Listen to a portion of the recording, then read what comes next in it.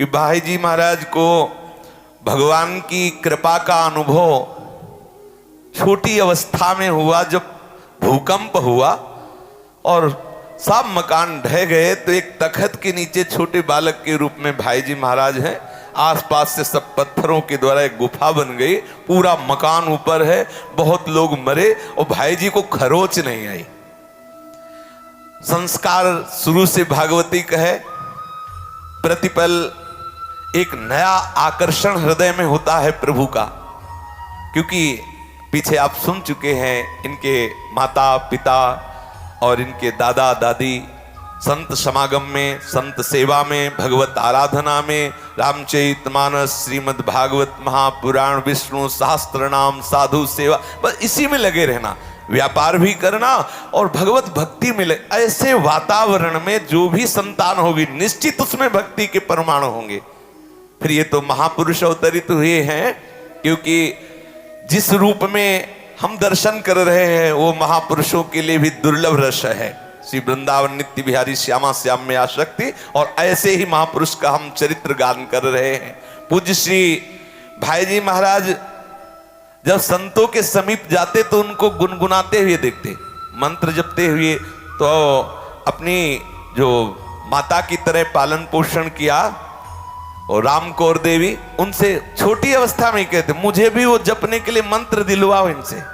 ये जो स्वामी जी, ये जो संत जी कुछ जप रहे, मैं भी माला लूंगा, मैं भी जपूंगा। देखो छोटे बच्चे कहते हैं हम ये खिलौना लेंगे, लेकिन भाई जी हट क्या कर रहे हैं, मुझे भी माला दो, और ये जो जप रहे हैं वो हमें बतावें क्या जप रहे हैं, हम वैसे ही जपेंगे, हम भी जपेंगे।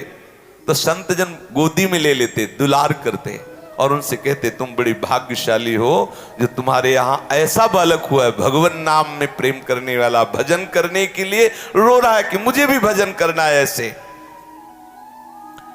देखो जैसी नींव होती तो पता चलता है मकान किस कोटि का होगा, नींव ही बता देती है कि कैसी मजबूत बिल्डिंग बनेगी। ऐसे ही प्रारंभिक भाव ही बता देते हैं कि किस कोटि का महापुरुष होगा। हनुमान प्रसाद बालक के जीवन में आध्यात्मिक पिपासा उसी बाल्यावस्था में ही देखी गई। दादी राम कौर ने बहुत दुलार प्यार से पाला, और वो जब माला लेके बैठती तो ये दादी को देखते रहते, बच्चों के साथ खेलना नहीं, दादी की तरफ देखना। जैसे वो बैठती वैसे आंख मूंदते, वैसे ही लीला करते, माला लेके बार बार खोलते आंख देखते, अब दादी क्या कर रही वही आप भी कर रहे हैं। बाल्यावस्था में ऐसा बड़ा गंभीर स्वभाव, बिल्कुल कोई चंचलता नहीं, कोई बालकपना नहीं, ऐसा लगता कि जैसे कोई बहुत बुद्धिमान विवेकवान बड़ी अवस्था वाला आचरण करता। ऐसे भाई जी बाल्यावस्था में करते। जब संतों के समीप जाती दादी राम कौर जी, क्योंकि बड़ी श्रद्धा थी, भगवान से भी बढ़कर संतों को मानती थी, तो मन ही मन बहुत प्रसन्न होते बालक हनुमान प्रसाद संतों से। मतलब जैसे कोई अपने माता पिता से बच्चा मिलता है ना आनंदित होकर, ऐसे जब संतों के पास जाते तो आनंदित होते, और उनसे ऐसे घुल मिलकर जैसे अपने बिल्कुल वास्तविक यही निज जन है, यही हमारे घर वाले हैं। पवित्र हृदय संत जिस समय देवी राम कौर से भजन की चर्चा करते, कोई भगवान की रसमयी बात करते, ये बिल्कुल कोई चंचलता न करते हुए गंभीर होकर के सुनते। संतों की दृष्टि सूक्ष्मता रूप से इनके ऊपर जाती, आनंद मगन होकर कहते, राम कौर देवी ये बालक कोई महापुरुष होगा, इसकी एकाग्रता, इसकी तन्मयता, इसकी गंभीरता बता रही है। अब जब गुरु शिष्य की महिमा सुना तो बालक हनुमान प्रसाद के हृदय में हठ हो गया कि हम भी शिष्य बनेंगे। सत्संग का रंग होता है। श्री नारद जी ने अपने भाव को प्रकाशित करने के लिए गर्भस्थ शिशु प्रहलाद पर भक्ति का ऐसा रंग चढ़ा दिया कि त्रिभुवनपति हिरण्यकश्यप नहीं उतार पाया उस रंग को। जब कयाधु जी को बंदी बनाकर देवराज इंद्र ले जा रहा था, तब देवर्षि नारद जी ने कहा, क्यों ले जा रहे हो? बोले, इसके गर्भ में हिरण्यकश्यप का अंश है, मैं उसे मारूंगा क्योंकि वो भी राक्षस होगा। बोले, तुम्हारी ताकत क्या है? जो कयाधु के इस समय गर्भ में है वो भगवान का परम प्रेमी भक्त प्रहलाद, तुम्हारी ताकत क्या है कि तुम उसे मार सकते हो? प्रणाम करो, कयाधु को प्रणाम करो, क्योंकि इसके गर्भ में श्री हरि का भक्त है, और तुम जाओ अपने आश्रम ले गए। गर्भस्थ शिशु को इतना लक्ष्य करके भगवत रसमयी चर्चाएं, भक्ति की निष्ठा कि प्रहलाद जी गर्भ से ही परम भक्त थे, गर्भ से ही भगवन्निष्ठ थे। बहुत प्रभाव पड़ता है। सुकुमार वृत्ति होती है बाल्यावस्था में, जो उपदेश किए जाते हैं बड़ी दृढ़ता से उसका प्रभाव पड़ता है। भाई जी के हृदय में हट हो गया, मैं भी गुरु बनाऊंगा। छोटे बच्चा थे, जब गुरु शिष्य की महिमा की बातें सुनी तो हृदय में चाह उत्पन्न हो गई और बार बार देवी राम कौर से कहते कि माँ मुझे भी दीक्षा दिला दो, मुझे भी गुरु बनाना है। और सोचती कि बालक है, कैसे निर्वाह कर पाएगा दीक्षा का, लेकिन हट कर लिया। जैसे कि मुझे खिलौना चाहिए ही बालक हट करता है, ऐसे भाई जी हट कर लिए, मुझे दीक्षा चाहिए। देखो महापुरुषों का चरित्र देखो, मुझे मंत्र चाहिए, मुझे भजन करना है, मुझे दीक्षा चाहिए। उच्च संप्रदाय के उच्च संत के चरणाश्रय में ही हमारा बच्चा फला फूले भक्ति मार्ग में, ऐसी आकांक्षा थी राम कौर देवी की। अब उनके मन में भी निश्चय हो गया कि बालक संस्कारी महापुरुष है, क्योंकि संतों ने शुरू से बताया अब हमें ऐसे संत की खोज करनी चाहिए जो हमारे बालक को दीक्षा दे सके। श्री ब्रजदास जी नाम के प्रिया प्रीतम के उपासक संत रहते थे, जो निम्बार्क संप्रदाय से दीक्षित थे। श्री ब्रजदास जी, श्री रामकौर देवी जी श्री हनुमान प्रसाद बालक को लेकर उनके समीप गई और बड़े सिद्ध श्री प्रिया प्रीतम के अनुराग रंग में रंगने की सामर्थ्य रखने वाले महापुरुष, उन्होंने कहा कि अभी बालक है, प्रिया प्रीतम की रस की बात जानता नहीं है और रस मंत्र हम दे नहीं सकते, इसे द्वादशाक्षर मंत्र देंगे, दीक्षा तो देंगे लेकिन प्रिया प्रीतम के रस की नहीं। अभी द्वादशाक्षर मंत्र, जो मंत्र श्री नारद जी ने ध्रुव जी को दिया, जो मंत्र श्री नारद जी ने प्रहलाद जी को दिया, ये द्वादशाक्षर मंत्र।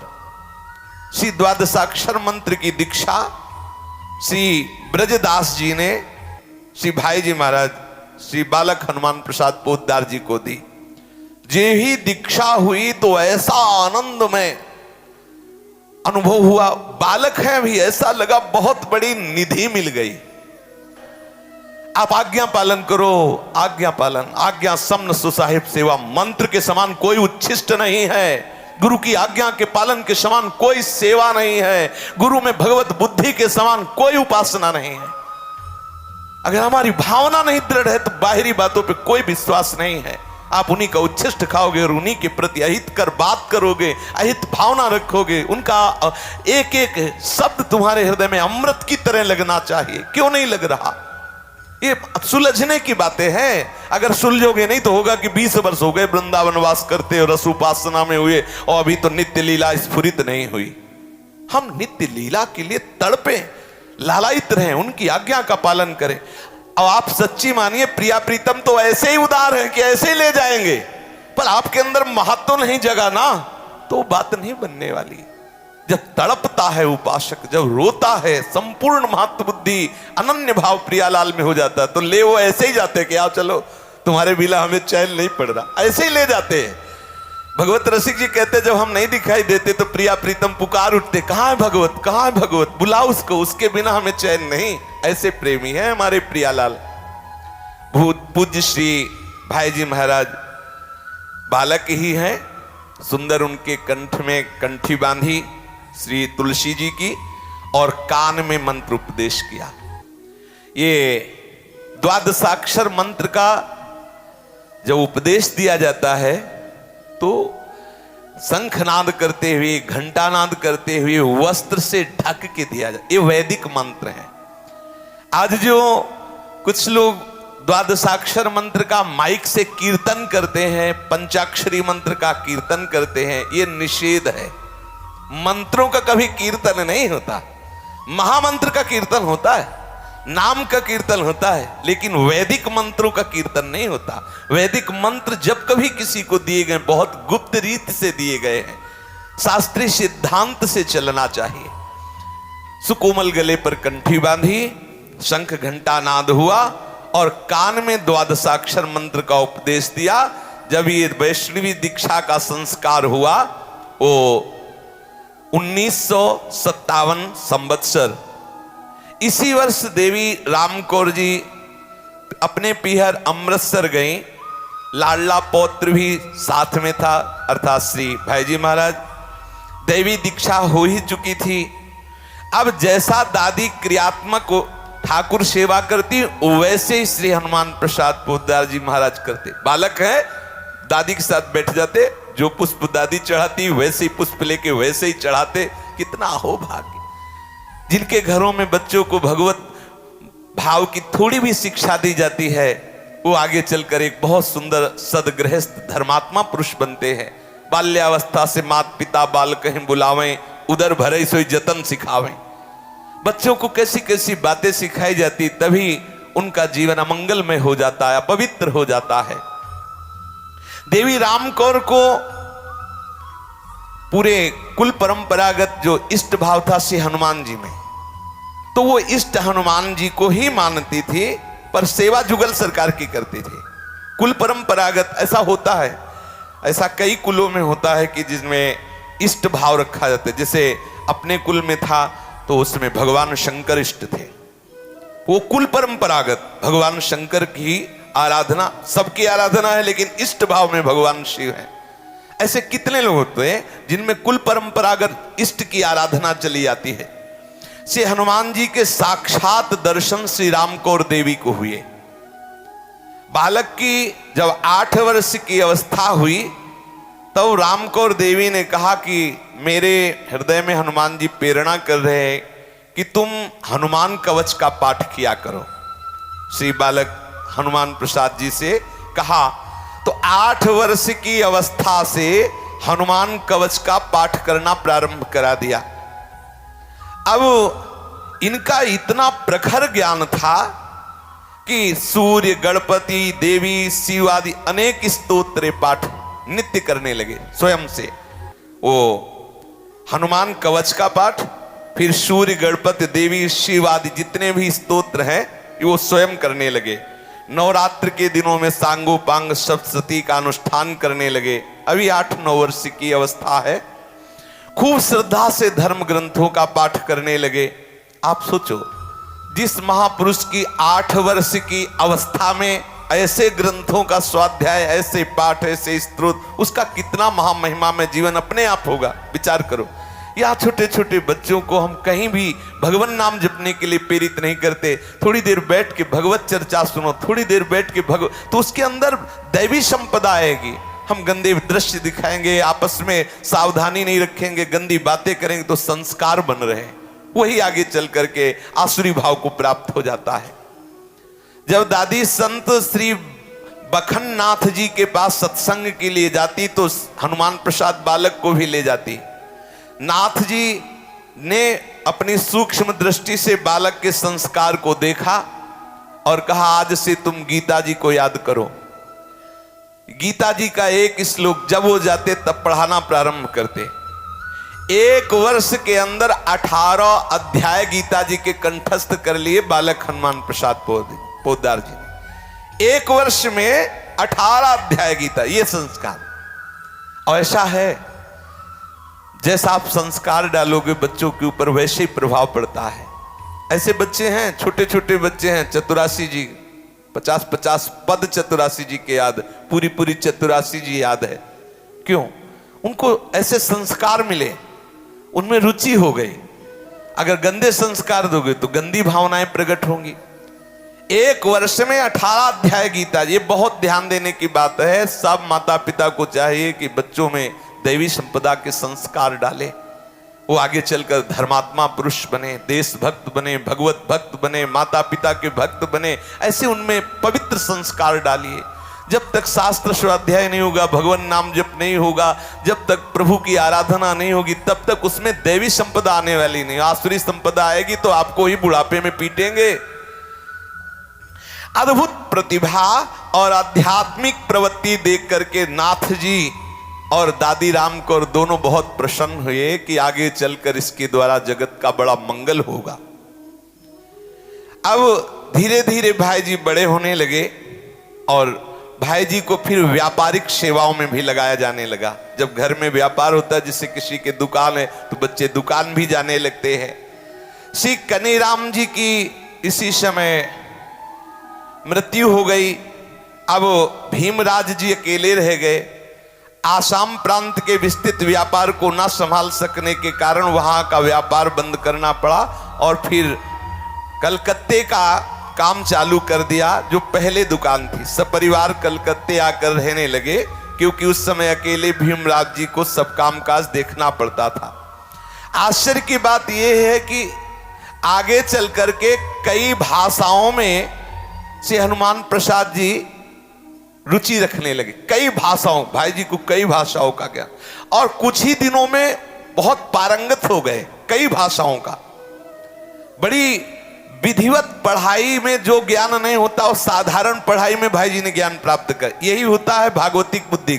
लोग समझते हैं कि बच्चा अगर राधा राधा 2 माला जपेगा तो उसकी पढ़ाई में बाधा पड़ेगी। नहीं, अगर वो भगवान नाम जप करेगा तो उसकी बुद्धि पवित्र और प्रखर हो जाएगी। वो जिधर जाएगी बुद्धि उधर बहुत बढ़िया काम करेगी। चाहिए घर परिवार में बच्चों को बैठाल कर भागवती का आचरण कराए जाएं, थोड़ा 1-2 माला ही सही। ऐसे माता पिता को शिक्षा देनी चाहिए। देखो, हम तुम्हारे लिए नाश्ता तैयार करें, तुम ठाकुर जी के सामने बैठो, 1 माला बोलो राधा राधा, फिर हम तुम्हें जो कहोगे वो नाश्ता प्यार दुलार से 1 माला का संस्कार डालो। उनकी बुद्धि बहुत तीव्र और पवित्र होगी। जो जिधर लगाओगे, भाई ऊर्जा शक्ति है, जिधर लगाओगे। आप सांसारिक पढ़ाई में लगाओगे तो बहुत अच्छे विद्यार्थी बनोगे, आप संयमी बनोगे, आप जितेंद्री होगे, आप धर्मात्मा होगे।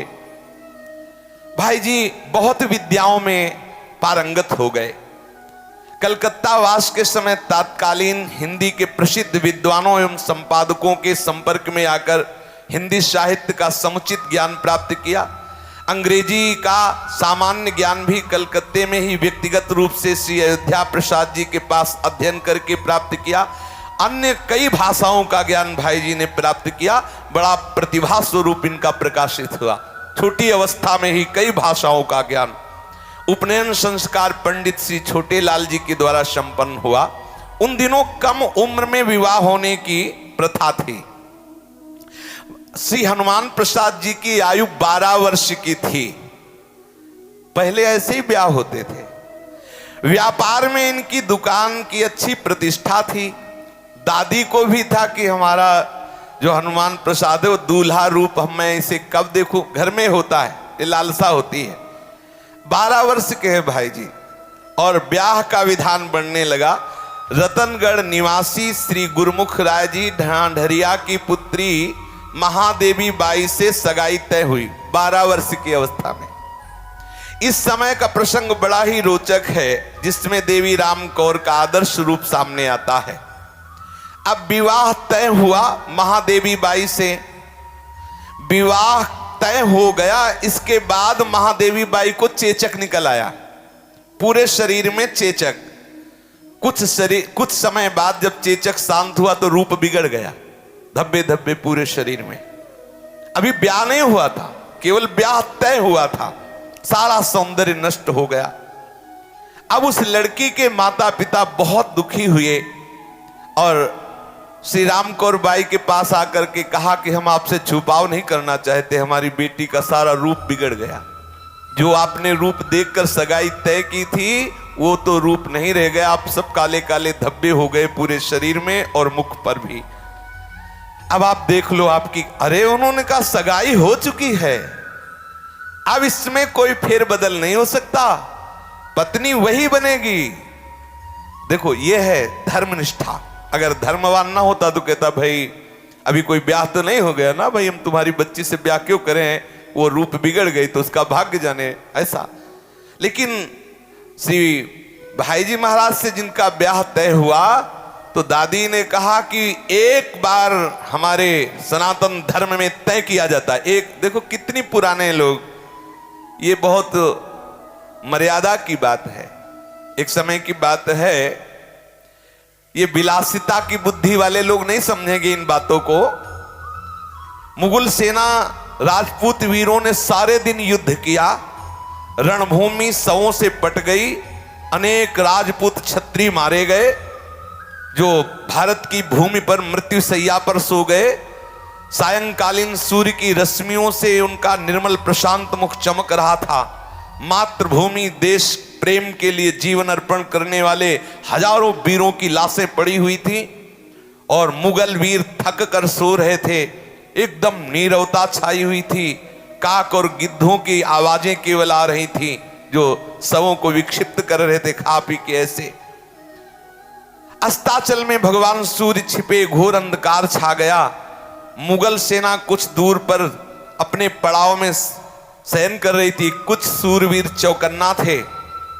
प्राणों की बाजी खेलने वाले वीरों की कुछ टुकड़ी अवशिष्ट थी, इसलिए बारंबार दृष्टि अंधकार को चीरती हुई सौपुंज की ओर जा रही थी कि कोई वीर जिंदा तो नहीं है। मुगल के सैनिक ऐसे देख रहे थे।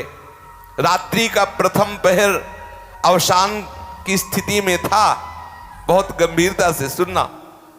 उसमें देखा गया कि एक गठीला जवान, जिसके प्रत्येक अंग से रोट टपक रहा है, और वह स्वयं दिल्ली का बादशाह है, अपने को शस्त्रों से लैस किए हुए नीचे से ऊपर तक बिल्कुल सुरक्षित, और वो स्वयं टहल रहा है। क्योंकि कुछ वीर थके हुए सो रहे, कुछ वीर सुरक्षा में, लेकिन वो अकेले स्वयं सब अस्त्र शस्त्रों से लैस होकर कि कहीं हमारे विजयी मुगल सेना पर कोई भारतीय आक्रमण न कर दे।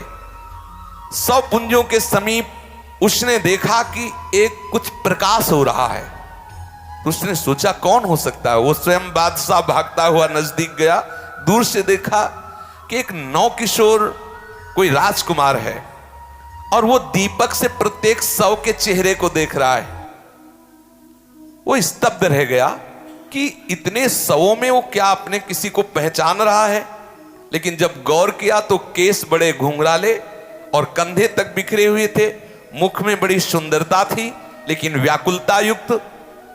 उस बादशाह ने आवाज दी, कौन हो? सावधान, उत्तर दीजिए।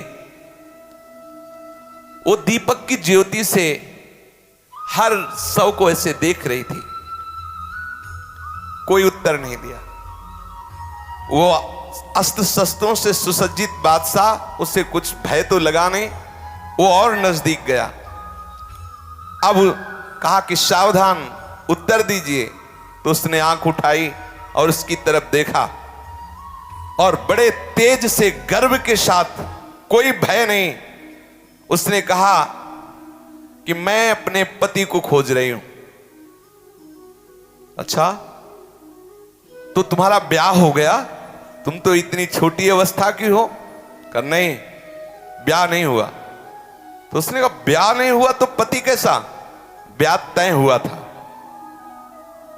ब्याह तय, ये हमारा सनातन धर्म है, ये हमारा हिंदू धर्म है, जिसे कहा जाता है अरे वो सब पुरानी बातें हैं। उन्हीं पुरानी बातों में इतनी सामर्थ्य थी कि भगवान को भी हिला देने की पातिव्रत धर्म उन्हीं पुरानी बातों में थी। आज हम क्या जाने उस निष्ठा को, उस पातिव्रत धर्म को, उस पति प्रेम को, या वो एक पत्नी व्रत को हम कैसे निर्वाह कर पाए। आज आधुनिक ये सब चमक धमक को देखकर अपने आचरणों को हम भ्रष्ट कर देते, तो क्या जाने कि वो पवित्रता क्या है, निष्ठा क्या है, धर्म क्या है। उस बालिका ने कहा मैं अपने पति को खोज रही हूं। बादशाह ने पूछा कि तुम्हारा ब्याह हो गया था? नहीं। फिर पति कैसा? ब्याह तय हुआ था।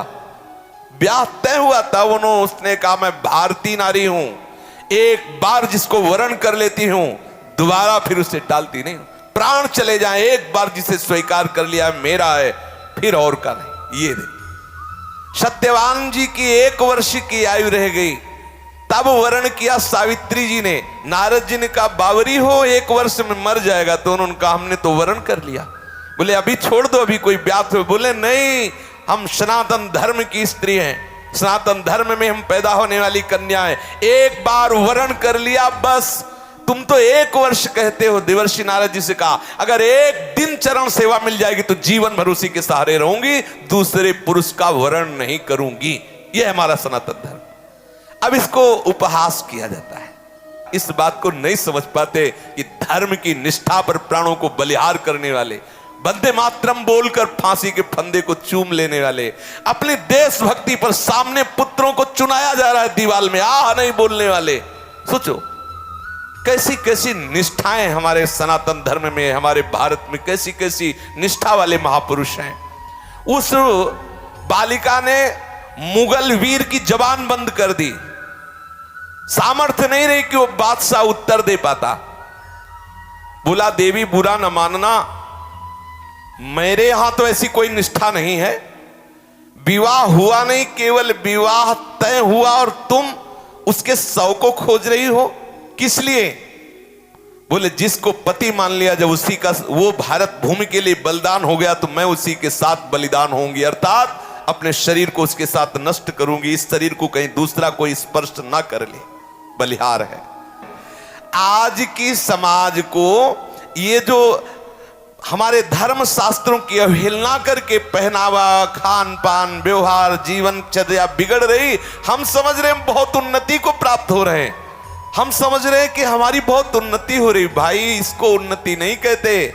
धर्म पूर्वक, निष्ठा पूर्वक अपने कुल मर्यादा, अपने धर्म मर्यादा, अपनी देश की परम जो मर्यादा है उसके अंतर्गत जीना हमारी उन्नति है, ना कि हम दूसरे देशों का अनुकरण करें, दूसरे देशों की जैसी दिनचर्या वैसा हम भारतवासी पूरे विश्व में सबसे अलग हैं। हमारी निष्ठा, हमारी रहनी कहीं पूरे विश्व में कोई पातिव्रत धर्म धारण करने वाली नहीं मिलेगी, कहीं पूरे विश्व में यति भारत जैसा नहीं मिलेगा। भारत के यतियों का हर जगह उदाहरण है, देख लीजिए। भारत वो पवित्र देश है जहां की नदियां गंगा यमुना जैसी है, जहां ऐसे ऐसे सूरवीर योद्धा, ऐसे ऐसे परम यति, ऐसे ऐसे सती, प्रवचन की बात नहीं है, ऐसे अब भी है। जो बात अस्त्रों से नहीं बन सकती घूंसों से कर देंगे। भारत के ऐसे ऐसे वीर हैं जो अस्त्रों से नहीं, कई कई दिन भूखे रह करके, और उन्होंने अपने देश के लिए प्राण बलिदान कर दिए, दूसरे देशों पर विजय पाया। क्यों? धर्मनिष्ठा, नियम निष्ठा, जितेंद्रियता, पवित्रता। ये वो बादशाह होश उड़ गए उसके कि अभी बालिका का ब्याह नहीं हुआ, केवल तय हुआ था, उसके लिए प्राण बलिदान करने के लिए वो शव को ढूंढ रही है। तो श्री राम कौर देवी ने कहा कि तुम चिंता मत करो, अगर तुम्हारी पुत्री के चेचक जग गए हैं और उनका वो सब रूप सौंदर्य बिगड़ गया है तो भी हमारे पुत्र की बहू बनेगी। भाई ये निष्ठा देखो कैसे कैसे विचारधाराएं बदलती जा रही है। पक्का समझो, हम जो कर्म करते हैं उसी का परिणाम हमारे सामने आता है। एक संत भगवान ने, जो बड़े पहुंचे हुए महापुरुष थे गंगा किनारे, उन्होंने इस विषय में एक चरित्र सुनाया था कि एक ग्रामीण दो मित्र बंबई गए धन कमाने के लिए। दोनों ने ऐसे ही लेबरी से शुरू किया, धीरे धीरे धीरे कई वर्षों में कुछ धन एकत्रित किया, फिर व्यापार से धीरे धीरे और बढ़ा व्यापार, और काफी मात्रा में उनके पास धन आने लगा, लाखों करोड़ों रुपए आने लगे। एक मित्र के मन में आया कि अगर हम इस मित्र को मार दें तो पूरे धनी बन जाएंगे। उसने ऐसा ही किया। मित्र था, विश्वास था, दोनों की एक साथ रसोई बनती थी, उसने जहर मिला दिया, दूसरा मित्र मर गया। अब वो तो खूब पूरा का पूरा धनी मानी, गांव में आया, जमीन खरीदी, खूब मकान में और सब व्यवस्थाएं। गांव वालों ने पूछा कि हमारा जो वो तुम लड़का था वो तुम्हारे साथ गया। उन्होंने कहा वो तो गांव से निकलते ही अलग हो गया था, हम दोनों साथ रहे ही नहीं, और रास्ता ही खत्म कर दिया।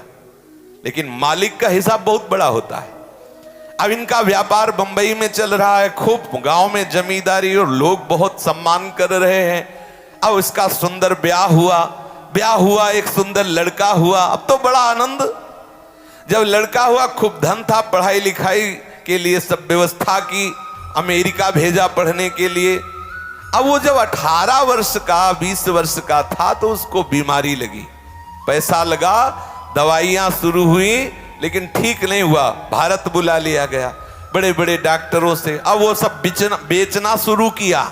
अमुक व्यापार बिका, खेती बिकी, मकान बिका, जेवर बिके, सब बिके, लड़का ठीक नहीं हो रहा, दवाइयां खूब। जब देखा कि अब कर्जा ले लिया फिर भी ठीक नहीं हुआ, अब कर्जा मिलना भी बंद हो गया।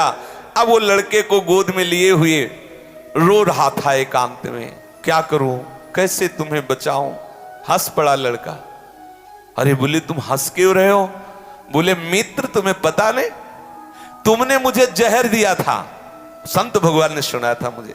बोले तुमने मुझे जहर दिया था, मार दिया था, मैं वही तुम्हारा मित्र हूं। आज देखो तुम्हें ऐसी स्थिति में करके जा रहा हूं, किसी काम के तुम नहीं रहे और प्राण छोड़ दिया, चले गए।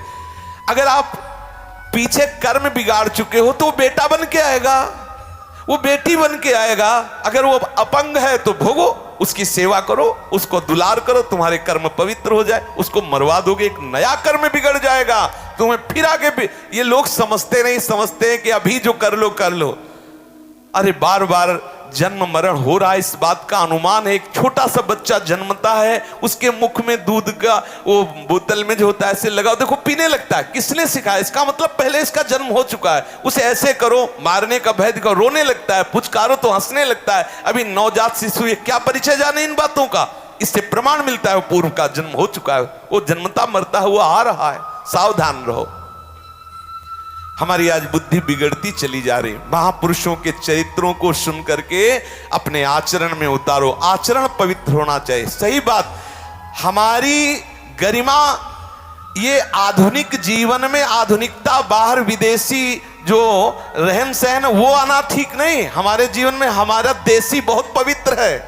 देखो अब ये लगेगा, हंसी की बात लगेगी, हमने अपनी जन्मभूमि में देखा बूढ़ी बूढ़ी माई है, यहां तक घूंघट करती। कोई ना कोई तो रहस्य है पवित्रता का, इतना रखते, कितना पवित्र स्वभाव। बड़े बूढ़े घर ऐसे करके जाते, पूरा घर सावधान। एक कितना पवित्र जीवन, कितना मर्यादित जीवन। आज हमारे का क्या हो रहा है? देखो हमारे पूर्वज कैसे, हमारे गुरुजन कैसे, हमारे जो गुरुजन करते चले आए, पूर्वज जन जैसे चले, हमें वैसे चलने में बहुत आनंद। हम ये नहीं कहते कि ज्यादा आप पुरानी बातें धारण करो, लेकिन कुछ मर्यादाएं धारण करो जिससे आपका जीवन पवित्र रहेगा। आप भारतवासी हो, आपकी महानता इसी में है कि हमारी सबसे अलग पहचान होनी चाहिए। हम भारतवासी इसी बात में अलग हैं कि अगर हम उनका अनुकरण करने लगेंगे तो बिगड़। देखो अपने वृंदावन में जब देखते ना, ये गोरे शरीर वाले लोग विदेशी जब आते, धोती कुर्ता चोटी और तिलक और हरे कृष्णा और साष्टांग दंडवत सैकड़ों जगह, तो लगता है ये देखो भारत का चमत्कार।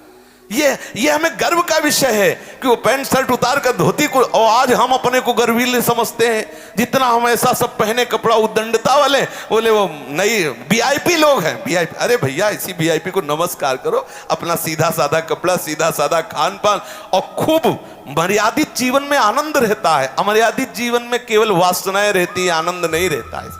पूज्य श्री भाई जी महाराज का ब्याह उन्हीं देवी से करवाया गया जिनके चेचक निकल आया था, जिनका रूप बिगड़ गया था। खूब धूमधाम से विवाह संस्कार संपन्न हुआ। विधि का विधान बड़ा विचित्र होता है। विवाह के 5 वर्ष ही हुए कि महादेवी ने प्रथम पुत्र को गर्भ में धारण किया, और जब विवाह के 5 वर्ष के बाद जो गर्भ आया तो उस शिशु को जनन करके वो पधार गई। भगवान की बड़ी विचित्र लीला होती है। अब तो बड़ा लगा कि कैसे बात होगी। थोड़ी दिनों शिशु भी पधार गया। अब देवी राम को राजगढ़ निवासी श्री मंगतू राम जी सरावगी की पुत्री से दूसरा विवाह भाई जी का फिर करवाया, क्योंकि बहू भी पधार गई, बेटा भी पधार गया। अब पितृ वियोग सामने आया। श्रावण कृष्ण 5 संवत 1969 के दिन रतनगढ़ में श्री भीमराज ने पांचभौतिक शरीर छोड़ा, जो भाई जी के पिता का सौभाग्य प्राप्त किए हुए थे। ये भाई जी के पिताजी थे श्री भीमराज जी। श्राद्ध आदि से निवृत्त होकर ये कलकत्ते आए और दुकान का सारा भार मनोयोग से संभालने लगे। विक्रम संवत 1972 में सुबटी बाई से जो दोबारा ब्याह हुआ था, एक पुत्र प्रसव किया। जन्म के 2 ही दिन बाद शिशु परलोक चला गया और 6 महीने बाद वो भी पधार गई। 2 ब्याह हुए और दोनों जय श्री राधे। अब देवी राम कौर पर इन सभी घटनाओं का बड़ा आघात लगा। अब कैसे कौन संभाल करे हनुमान प्रसाद की, और हमारे कुल परंपरा चलाने वाला कोई नहीं। और धीरे धीरे 23 साल की अवस्था। अब भाई जी को तीसरे ब्याह के लिए दबाव डाला गया। भाई जी उस समय देश सेवा की धुन में मस्त थे, पर दादी की आज्ञा का उल्लंघन नहीं करते थे। दादी के प्यार के आग्रह के सामने सिर झुका दिया। दादी ने श्री हनुमान प्रसाद का तीसरा विवाह अक्षय तृतीया विक्रम संवत 1973 को श्री सीताराम जी सांगानेरिया की पुत्री रामदेई से किया। श्री रामदेई ने फिर भाई जी का आजीवन निर्वाह किया, भाई जी का साथ निभाया। इन्हीं की पुत्री श्री सावित्री देवी थी। इन्होंने भाई जी के मन में अपना मन मिलाकर भाई जी की आज्ञा का अक्षरशः पालन किया। महान भागवतिक थी, साक्षात जगदम्बा स्वरूप थी। भाई जी जैसे भजन में तन्मय रहते, ऐसे ही माता जी भजन में तन्मय रहती थी। भाई जी से एक एक बिल्कुल जैसे भाई जी के आचरण, जैसे भाई जी का, यही सच्ची पत्नी का स्वरूप वही है कि अपने पति की आज्ञा में रहे। और पति का स्वरूप यही है कि पति की प्रत्येक कामना की पत्नी की प्रत्येक कामना पूर्ति करते हुए उसे अपने आराध्य देव प्रभु के चरणारविंद तक ले जाए। धर्म पूर्वक गृहस्थी का संचालन करने पर पति पत्नी दोनों भगवान को प्राप्त होते, क्योंकि गृहस्थ धर्म भगवान का ही बनाया हुआ है। कंधे से कंधा मिलाकर पूरा जीवन निर्वाह किया। महान भागवत स्वरूप श्री भाई जी महाराज और उनकी पत्नी। अब शेष जो आगे चरित्र आगे, श्री राधा वल्लभ लाल की।